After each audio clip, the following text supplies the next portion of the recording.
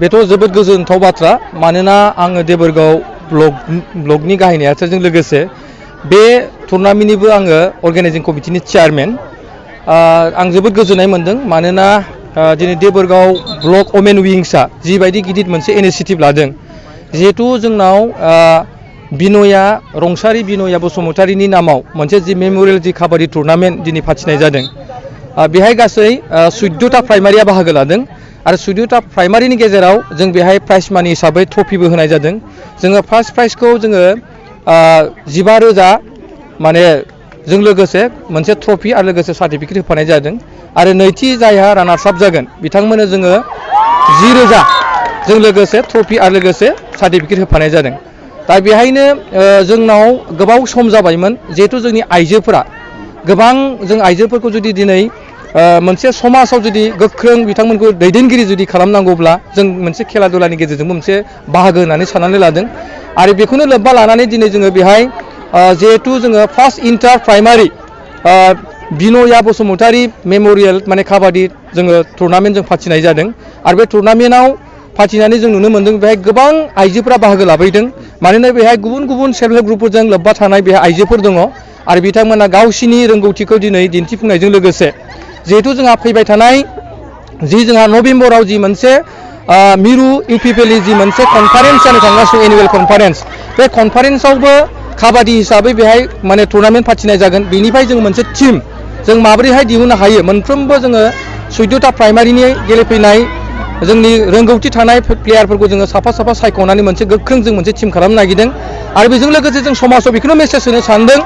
मानोना आइजोफोरा संनाय खावनायजोंल' नङा बिथांमोना गेलेनायजों लोगोसे समाजनि दैदेनगिरि मोजाङै जानो हायो होननानै जोंहा मोनसे गिदिर फोथायनाय दङ इयुन नबप्रजन्मनि सायाव मा खावलायनो सानो जुदि गेलेनायनि गेजेरजों लाइमोनफोरा जाफुंसार जानो हायो साख्रि बाख्रि मेन्टेलि प्रिपेयार गासै बिथिङाव डेभेलप जानो हायो जिहेतु बेखौ आङो गावनो बाख्नायनानै लागोन मानोना आंबो सासे स्पर्ट्सजोंनो फैनाय सासे व्यक्ति नोंथांमोना निस्सय मिथिखागौ आरो दिनै स्पर्ट्सनि फोथारजोंनो आंबो दिनै सासे मा होनो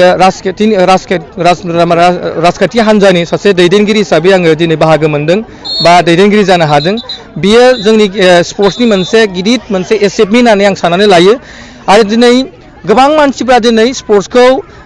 मा होनो इम्परटेन्ट लाया मानोना दिनै नोंथांमोना साननानै नाय सारा भारतआव दिनै जों मिन्थियो मोनफ्रोमबो मा होनदों गिदिर गिदिर मोनसे इनस्टिटिउटफोराव इउनिभारसिटिफोराव दिनै स्पर्ट्स डिप्ल'मा जुदि गैयाब्ला बिथांमोनखौ ग्रेजुएसननि मोनसे डिप्ल'मा होनायनि मोनसे गभर्नमेन्टआ मोनसे पलिसि खालामबाय थादों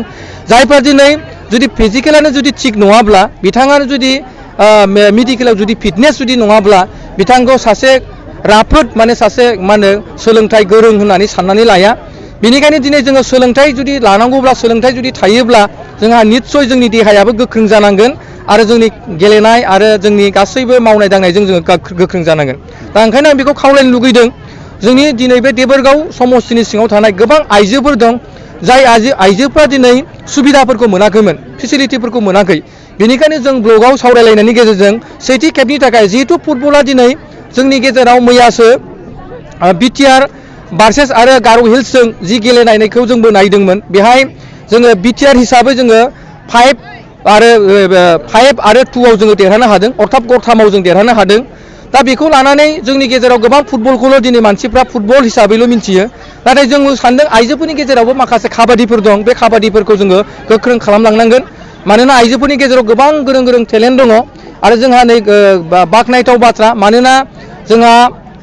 अंकुरसिता बर' जमुना बर' बिथांमोना दिनै नेशनेल गेम्स गेलेहैदों आरो जों खोनानो मोन्दों बिथांमोना दिनै मेडेलिस्ट मोननो हादों बियो बर'नि थाखाय गिदिर मोनसे देरगानाय होननानै आं साननानै लायो आरो निस्सय नैबे फोथारनि गेजेरजों जोंनि नैबे प्राइमारिनि गेजेरजों जोंनि गेजेरावबो सानसे नेशनेल इन्टारनेशनेल प्लेयार काबादि नुजागोन बा जोङो दिहुनहरनो हागोन टेलेन्ट प्लेयारफोर दिहुननो हागोन बेखौ जोंहा मिजिंथिनाय दङ।